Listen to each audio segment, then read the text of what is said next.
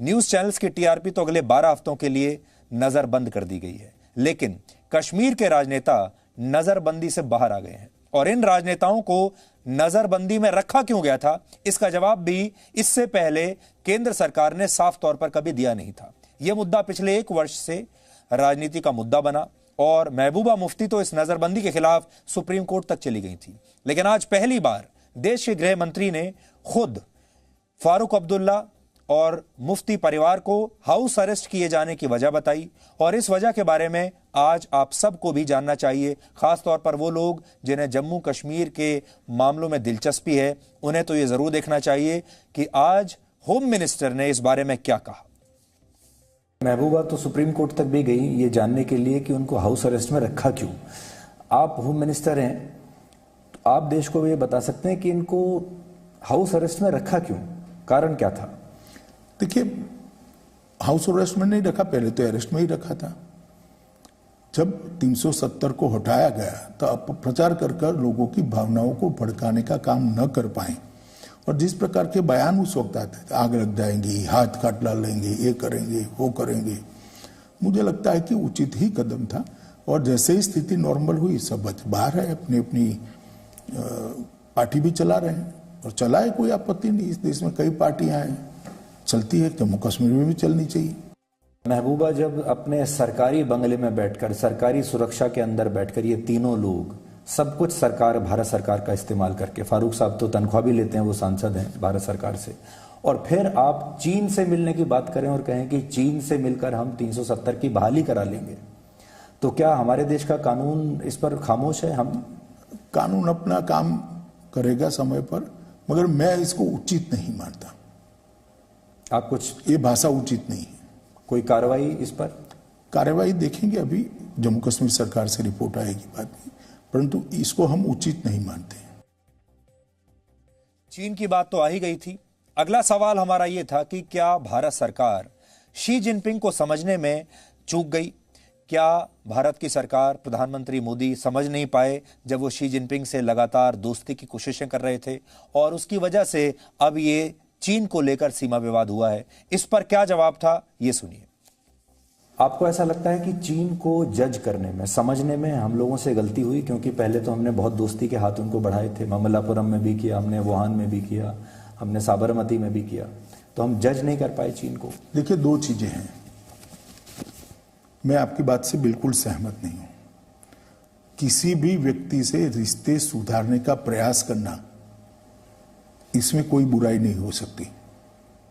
बिगड़े हुए रिश्ते पड़ोसियों से सुधारने ही चाहिए, मगर सुधारने की लड़क में हमारे हितों की बलि नहीं चढ़नी चाहिए।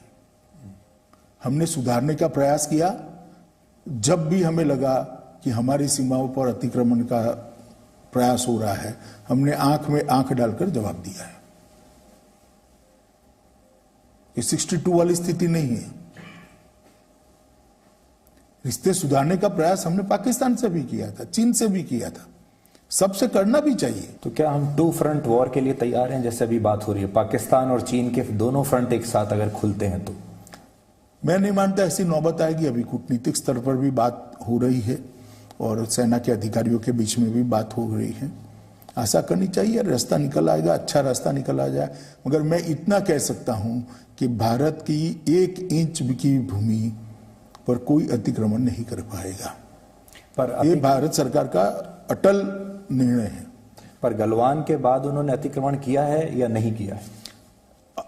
देखिए, अभी मैं फिर से एक बार कहता हूं, भारत की भूमि पर 1 इंच अतिक्रमण छोड़ दीजिए, अंदर गप्पे लगाते 12 किलोमीटर अंदर आ गए, 30 किलोमीटर, 1 इंच भी भूमि हमारी किसी के हाथ में हम नहीं जाने देंगे। ऐसे राहुल गांधी ने कहा था कि उनके पास है फॉर्मूला 15 मिनट वाला, तो आप उनसे भी सीख सकते हैं। भैया, वो 62 में ही कर लेते तो इतना हजारों वर्ग हेक्टर भूमि न चला जाता। उस वक्त के तो प्रधानमंत्री ने आसाम को कह दिया बाय बाय आसाम आकाशवाणी पर, और कांग्रेस पार्टी हमें यह नसीहत दे रही है। आपके परनाना की सरकार थी तभी जमीन जाती रही। हमारे समय में कम से कम हमने डटकर मुकाबला किया है। अब इसमें लेटेस्ट ये है जो मैं आपसे बिल्कुल ताज़ा बात जो कर रहा हूँ वो ये कि लेह में जब आप अपना लोकेशन फीड करते हैं तो लेह को वो जम्मू कश्मीर को चाइना का हिस्सा दिखा रहे हैं उनके फ़ोन में जो मैप्स हैं। इसी तरीके से जो उनके फ़ोन हैं चाइना के वो अरुणाचल प्रदेश को भारत का हिस्सा दिखा ही नहीं रहे। तो ये एक आईटी वॉर में भी तब्दील हो गया अब। नहीं देखिए, ये आज से नहीं है। मैंने बोला ना, आज़ादी के समय से 62 से विशेष कर ये चल रहा है और हम इसके खिलाफ तो लड़ रहे हैं। हमारी जो हक की लड़ाई है बातचीत में वो इसी के तो खिलाफ है। कोई सॉल्यूशन आप देख रहे हैं नियर फ्यूचर में? सॉल्यूशन तो अब वार्ता से ही आ सकता है। वार्ता चल रही है, देखिए सबने आशा करनी चाहिए कि अच्छा सॉल्यूशन निकले। अभी तक अपने देश में दिवाली जब भी आती थी तो चाइना का अच्छा खासी भूमिका रहती थी बाजारों में। इस बार कुछ कमी देखते हैं आप दिवाली पर? निश्चित रूप से कमी दिखाई पड़ती है बाजारों में, अखबारों में मैं तो पढ़ता हूँ, ज्यादा बाजारों में गया नहीं, मगर देश की जनता के मन में भी गुस्सा तो है। 2 दिन पहले कांग्रेस पार्टी के एक नेता हैं शशि थरूर, उन्होंने पाकिस्तान में एक लिटरेचर फेस्टिवल में बोलते हुए कहा कि पाकिस्तान ने भी भारत से ज़्यादा अच्छा काम किया है कोविड के कंट्रोल को लेकर। तो और आपने देखा होगा कि कांग्रेस पार्टी के जो नेता हैं वो पाकिस्तान में बहुत दिलचस्पी दिखाते हैं और पाकिस्तान उन्हें बहुत अच्छा लगने लगा, फिर से वापस पाकिस्तान की तारीफ हो रही है। तो आप गृह मंत्री हैं, आपने इतना काम किया, जब आप ही के देश का एक नेता पाकिस्तान में जाकर ये कहता है कि Pakistan is better than India. देखिए, इसमें मुझे कोई आश्चर्य नहीं होता। कांग्रेस शुरू से ये कर रही है। अपीसमेंट के लिए, वोट बैंक की राजनीति के लिए पाकिस्तान की पीठ थपथपाना कोई नई बात नहीं है। स्वयं राहुल गांधी ने कहा कि कश्मीर में धारा 370 हटाने के बाद जब अंतर्राष्ट्रीय मंचों पर चर्चा हो रही थी, इमरान का समर्थन हो जाए, इस प्रकार के स्टेटमेंट उन्होंने भी दिए थे। मणिशंकर अय्यर ने भी कई बार दिए, अब शशि थरूर दे रहे हैं। मगर मैं देश की जनता को इतना जरूर कहना चाहता हूं कि अपनी ओछी अपीसमेंट की पॉलिटिक्स के कारण जो लोग देश के हितों को ताक पर रखते हैं, देश के सम्मान को ताक पर रखते हैं, उनको पहचानने की जरूरत है।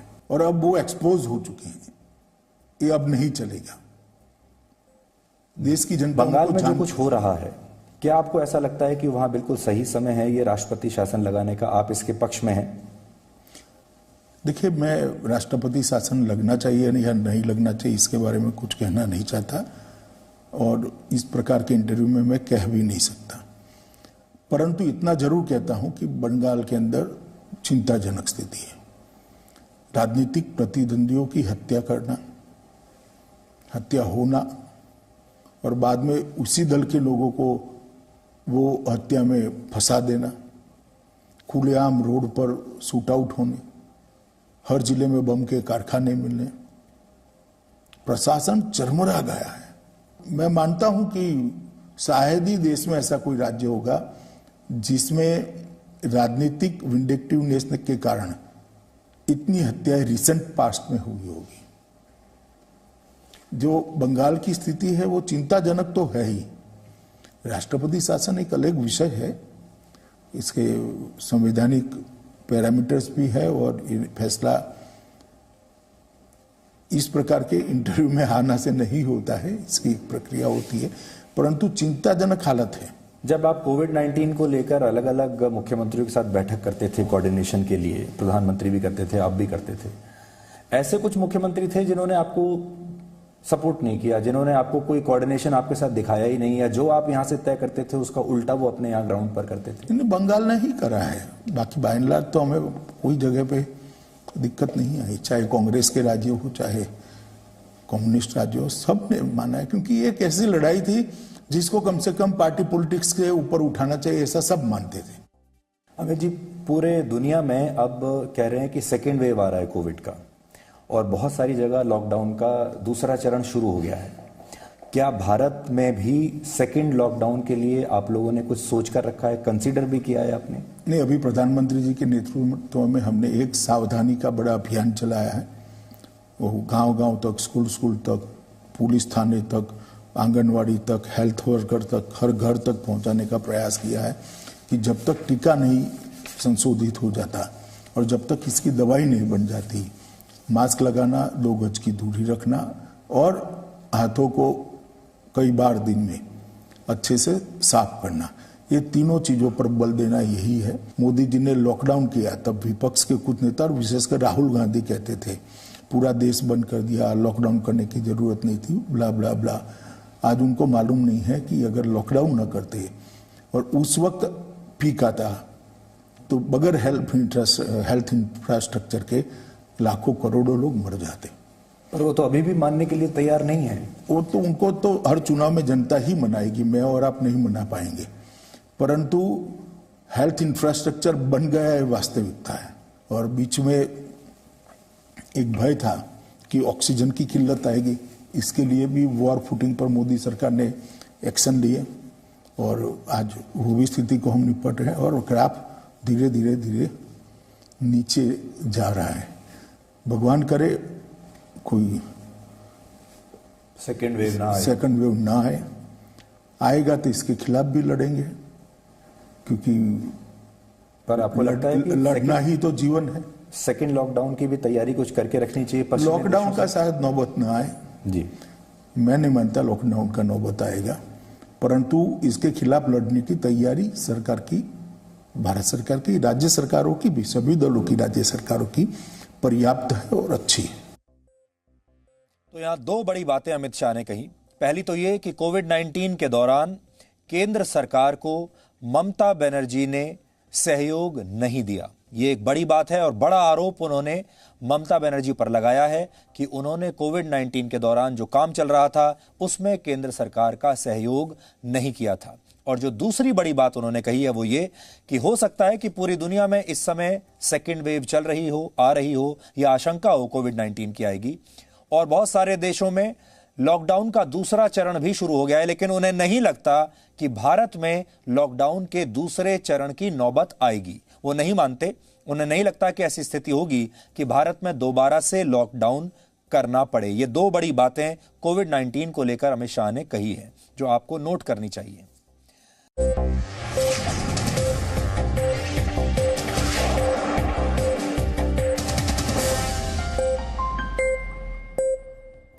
Presenting B News app, available on Google Play and App Store. Download it now.